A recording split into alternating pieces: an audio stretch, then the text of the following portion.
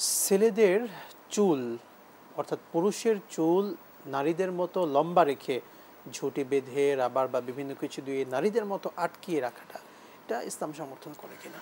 এটা কোনোভাবে ইসলাম সম্মত নয়। কারণ হলো আল্লাহ তাআলা পুরুষকে পুরুষ বানিয়েছেন, নারীকে নারী বানিয়েছেন। প্রত্যেকের আলাদা আলাদা বিধান দিয়ে দিয়েছেন, ঠিক আছে? তো যেমনিভাবে পুরুষের জন্য নারীর সাদৃশ্যতা অবলম্বন করা জায়েজ নেই, নিঃসন্দেহে তাদের মতো চুল রেখে বেঁধে রাখা জায়েজ নেই। আল্লাহ রাসূল সাল্লাল্লাহু আলাইহি ওয়াসাল্লাম তাদের উপর লানত করেছেন।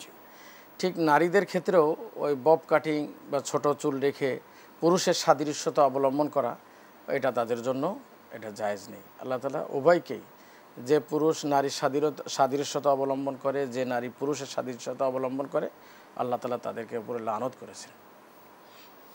শুকরান জাযাকাল্লাহ। আমাদের সমাজের বাস্তবিকতা আপনি তুলে ধরলেন। বিশেষ করে নারীদের ক্ষেত্রে আমরা দেখতে পাচ্ছি অনেক নারীরা এখন পুরুষদের পোশাক গ্রহণ করছে, টি শার্ট কিংবা হলো অন্যান্য চুলের ক্ষেত্রে ছোট করে পুরুষদের মতো রাখছে। এই ব্যাপারগুলো ইসলাম কিভাবে দেখছে? এগুলো ইসলামে কোনোভাবে অনুমতি নেই। এই তারা আল্লাহর এই লানতের অভিশাপের আওতায় তারা আসবে। হাদিসে রাসূলুল্লাহ সাল্লাল্লাহু আলাইহি ওয়াসাল্লাম স্পষ্টভাবেই বলেছেন যে নারী পুরুষের সাদৃশ্যতা অবলম্বন করবে। পুরুষের পোশাক, পুরুষের চালচলন, পুরুষের সেট আপ গেট আপ অবলম্বন করবে, তার উপর আল্লাহ রাসূল সাল্লাল্লাহু আলাইহি ওয়াসাল্লাম লানত করেছেন।